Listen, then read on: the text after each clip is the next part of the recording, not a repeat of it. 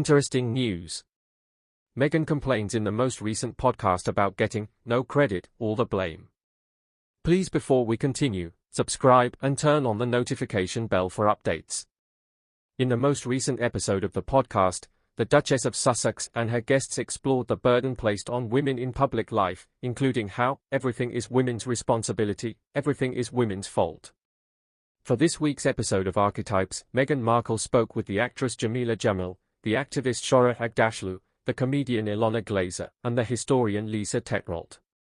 The women, who are all active in the sphere of activism, had stimulating discussions on the criticisms that activists face and how men and women are regarded differently, especially in the digital age. The Duchess of Sussex criticized the propensity for women to shoulder all the blame during her talk with Jameela, a fierce supporter of building safe places on social media. The actress from The Good Place talked about how women are portrayed in the media and how she was motivated to take a position after realizing that female celebrities received more attention for their attractiveness than their male counterparts. I made it my business because I feel like a lot of women cancel themselves, or retreat when they get dumped onto, which is absolutely fair and acceptable, but they start to be like, oh God, no one likes me, I should be quiet, she added. Oh my God, I should leave since no one likes me. Because I don't want to be too outgoing and alienate people, I won't accept that position. I have to remain tiny. Because we are taught that serving others, being liked, and being likable are the only things that matter in life, I have to leave.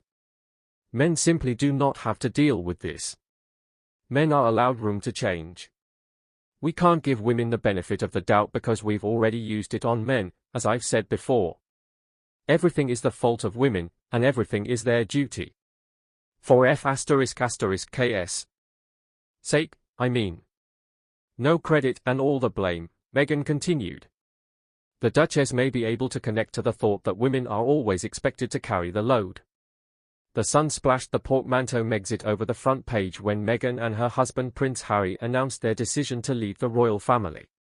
The phrase quickly spread throughout the world, appearing in national and international newspapers, on social media, and even on novelty items. It was selected by the Collins English Dictionary as one of the words of the year for 2020. Megxit appeared to be nothing more than a clever wordplay utilized to create a dramatic title as the awful news emerged. But it revealed an implicit, and by all accounts false, inference that Meghan alone was responsible for the Sussexes' departure. The Duchess was blamed for persuading Harry to leave his family and causing the departure. Is Meghan to blame? It's difficult to avoid the conclusion that Meghan didn't realize that being a Windsor is not like being a celebrity, having grown up in a country that believes the Kennedys to be aristocrats, wrote Virginia Blackburn at the time in the Daily Express. Additionally, Tom Bower, a royal biographer, claimed just a few months ago that Meghan wanted #1 status, but swiftly realized she would be better off in Hollywood. The book tells the truth about Meghan, and I think that is very important to know the background and the motivation of a woman who clearly married into the royal family because she loved Harry, I don't doubt that, but also because she likes the status. The author, whose book Revenge, Meghan, Harry, and a War Between the Windsors was published this year, told GB News. But in the end, she realized very quickly that she wouldn't achieve the status of #1, which she desired. In the royal family, there is only one #1, and the other members are there to support the Queen. Meghan instantly concluded that Hollywood would be better for her. Because she couldn't understand why she wasn't in the spotlight. He criticized the Duchess of Sussex for her scandalous interview with Oprah Winfrey, saying that it was the inspiration for the book. Of course, the biographer was referring to Oprah with Harry and Meghan, Meghan and Harry's infamous tell-all, which aired in March 2021. Thanks for watching till the end.